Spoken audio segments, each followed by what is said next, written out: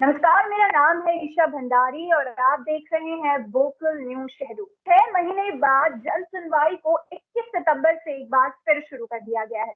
प्रत्येक मंगलवार को जन समस्याओं शिकायतों के निराकरण हेतु जन सुनवाई का ये कार्यक्रम प्रातः 11 बजे से 1 बजे तक आयोजित किया जाएगा।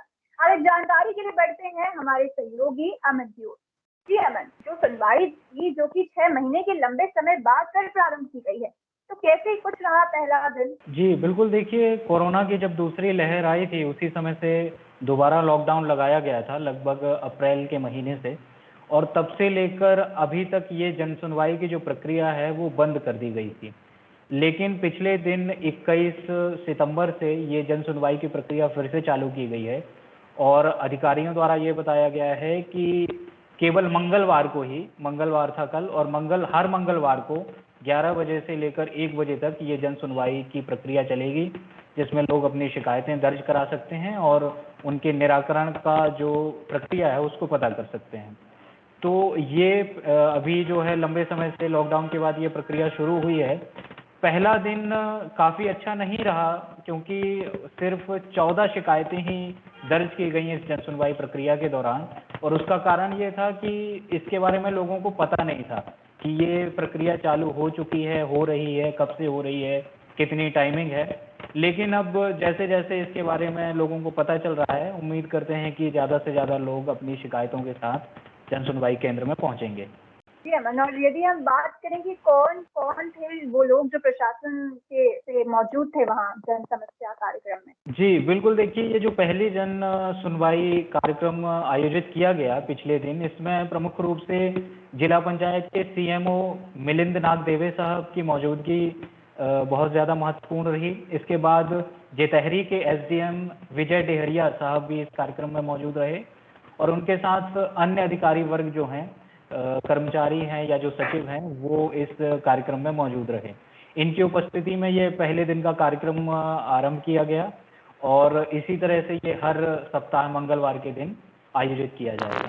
जी, और अमन, कोई अहम समस्या जो किसी आवेदक द्वारा पेश की गई हो? जी देखिए, बहुत सारी समस्याएं हैं जो कि एक तरह से लोगों के लिए परेशानी का सबब होती हैं। कई प्रकार की समस्याएं लेकर लोग आते हैं, लेकिन इनमें एक ख़ास समस्या का जिक्र करना ज़रूरी है जो कि बहुत ज़्यादा लेट लतीफ़ी और शासन की जो बेपरवाही है उसको दर्शाती है। रामरती नाम की एक महिला है, रामरती शर्मा जी, जो कि 30 अप्रैल 2021 को स्वास्थ्य अस्पताल से, जो कि सरकारी अस्पताल है, उससे सेवानिवृत्त हुई थी पियून के पद से।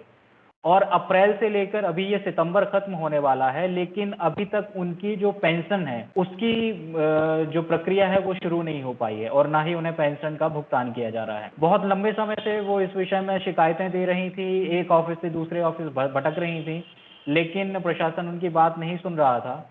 और कल जब ये जन सुनवाई प्रक्रिया चालू हुई है उसके तहत उन्होंने अपनी शिकायत दर्ज करवाई और प्रशासन ने आश्वासन दिया है कि जल्द से जल्द उनका जो भुगतान प्रक्रिया है वो शुरू की जाएगी और पेंशन जो है उन्हें नियमित रूप से प्रदान की जाएगी।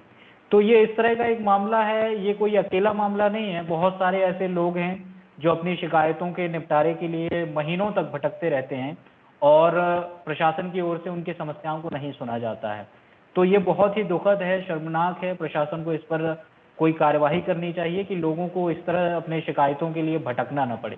जी हाँ, मैंने और बताया ये भी जा रहा है कि पहले दिन प्रचार प्रसार नहीं किए गए थे, तो कोई मुख्य कारण है इसका? अब देखिए, कारण तो कोई स्पष्ट बताया नहीं गया है कि क्या इसकी वजह थी, क्यों नहीं इसके बारे में लोगों को बताया गया और जानकारी भी नहीं दी गई। अखबारों में ना विज्ञापन दिया गया कि जन सुनवाई शुरू हो रही है।